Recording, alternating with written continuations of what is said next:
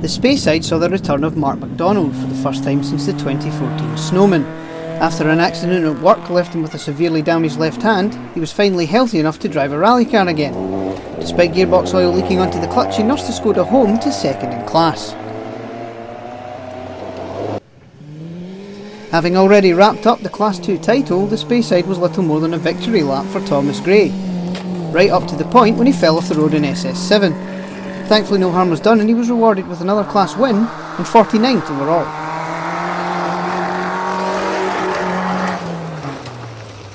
Yeah, it was quite slippy in amongst the trees and just going to the right side of it and just went straight on, so there's no damage done, but we lost a couple of minutes there, so we're nothing too serious. So. Yeah. That's obviously the championship's been wrapped up probably for a couple of events, so you've had a really good first season in the woods, eh? Yeah, pretty happy overall, yeah. So I think that's a junior championship now as well, yeah, so pretty happy about that. So just need to see what happens next year now. Onwards.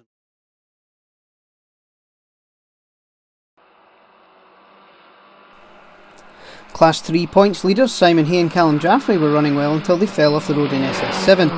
Despite this, they continued to lead the class championship.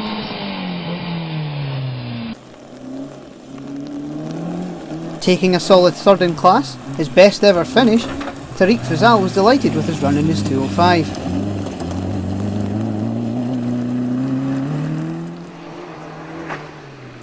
Despite the rear axle collapsing on the penultimate stage, Stephen Belshaw nursed the car home to second in class.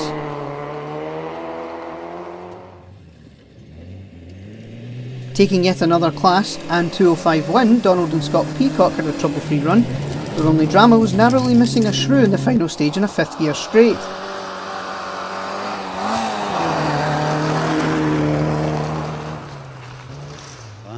Yes, I won my class, hopefully, yes. Some other boys, 205 challenge boys, had a wee bit of trouble, so we had a good clean run, and Scott did very well in the notes, which makes, I'm believing him now, so it makes a little bit of difference. Yeah. So we're happy with that. I don't know what we won the class by, but we won it anyway. Some of the boys had a lot of hassle, but your main focus obviously is the 205 challenge, so winning that today has really helped you. Yes, I think we might be leading it now, because we've had 3. But just one of those things, we're out for it, so Craib will be the next one. So.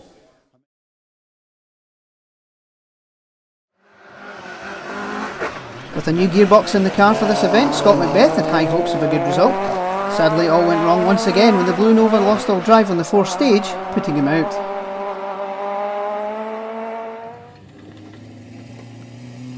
Fourth at the finish, Jordan Black finally managed to finish an event with no damage, although now he feels the car is too slow for him.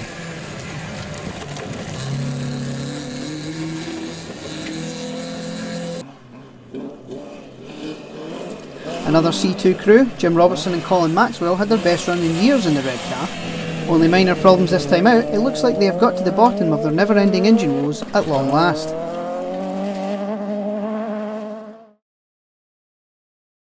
After this spin in Cooper Park, Alex Curran and Heather Grisedale arrived at first service 2 seconds off the class lead. Deciding to go for the win, it went a bit wrong with an off on the second loop.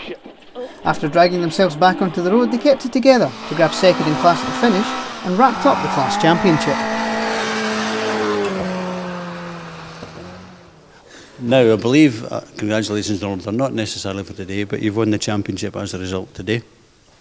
Aye. Jeez. Did nobody tell you that? No, we've just been out for a wee holiday again.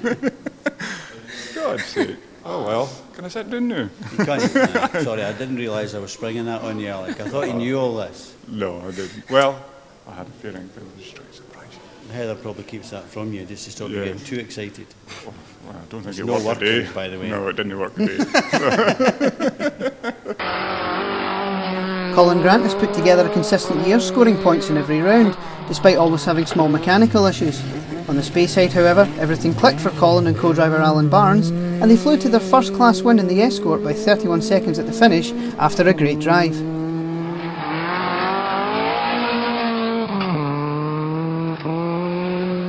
Colin, congratulations. Thank you. A good day? Aye, we had a good day. Aye, good run. The stages were pretty good. Just went out for a bit of fun, so it's a wee bonus to get the class win, yeah. Yeah, first class win of the year, that's good. First one in that car, yeah, so delighted with it, aye. You've had a good reliable year though, you've been getting points in every event you've done, eh? This is the first event that we've had a proper clean run. We've had sort of small niggly issues that have been kind of holding us back a bit, but no, happy with today. The car went brilliantly and the navigator was good and everything, so aye.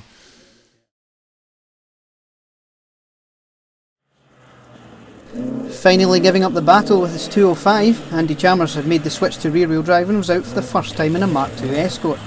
With Martin McCabe alongside as usual, he was thrown in at the deep end, and despite a 5-minute off on SS9, they managed a solid second in class.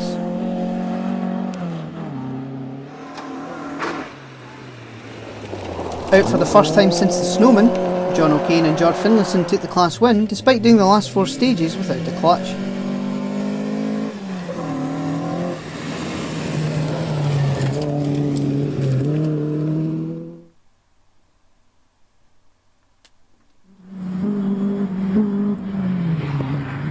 On his local event, apparently he used to sneak into these forests with a Morris Traveller and a can of petrol after school, Willie Stewart had another good run, and took yet another second in Class 6.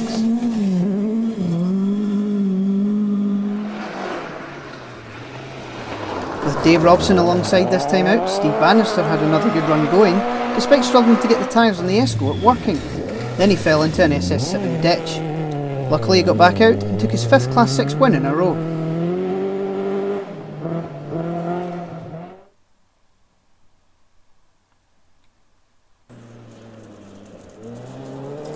After curing a knocking noise at first service, Caroline Carslow and John Duke then parked the Fiesta in a ditch. They survived to take second in the class and are now first equal in the championship with 1 round remaining. Knowing that only a win would keep them in with a chance of the class title, Ross MacDonald and Matthew Johnson did exactly what they needed to do with a great run. Over 6 minutes ahead at the finish, they are now on equal points with Carslow and Duke at the top of the standings.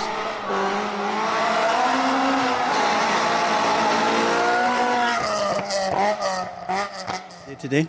Yeah, great day. It's a really clean, tidy run, not any major dramas. The odd one, but nothing too major, so I'm delighted. That's what you needed today for the championship? Yeah, I needed a finish, but needed to win as well, and we did both, so I'm absolutely over the moon with that. Yeah. So that takes it down to the wire for the Mcknight then, eh? Takes it to Mcknight, so that'll be interesting. I think Mcknight's a 2-day thing, yeah, so that'll be interesting as well. So no, I'm looking forward to it now. Yeah. Well done.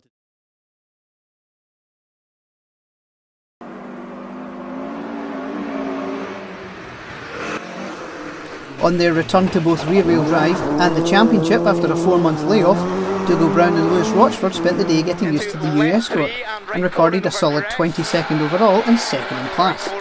One to watch in the two-wheel drive rankings in the future. And flat right 2, 140, care small crest, right 5, left 5. Two-wheel drive again, how's that feel? Good. It's different, but not as much as I thought. Like, it felt quite natural getting into the car, and I guess driving it not too different to the Evo. I was surprised at the grip I had as well, and the under braking as well. The car stops, I think, as quick as the Evo, maybe just because it's that much lighter. So it was really good, fun to drive and a fun day. Spinning on the first corner wasn't part of the plan for Greg and Chris Mcknight. They recovered from that, and despite having to attack the underside of the car with an angle grinder at second service, they took second in the two-wheel drive race, 16th overall, and wrapped up the Class 8 championship with their 4th Class 1 of the season. Greg, congratulations on the Class 8 win today. Aye, thank you. I think that's secured the championship as well, so happy with that. It's been a bit of an eventful year, the 1600 in the first 2 rounds and problems, and then we changed to the new engine, so it's been good.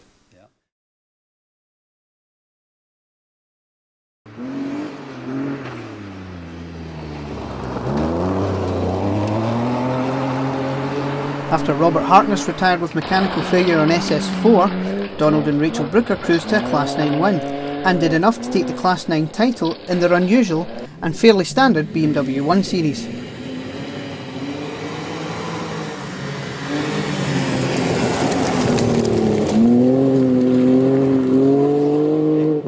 Yes, we've had a really good day. Bit of a dodgy start with no intercom in the first stage, and a couple of near misses in Craig and in Clash and Darrock as well. But other than that, no, we just kept it reasonably steady and kept it on the road, and it's won us the class for the year. So it's a great day actually. Yes, as well as today, obviously you wrapped up the Class 9 Championship. The car's very unusual. How's it been?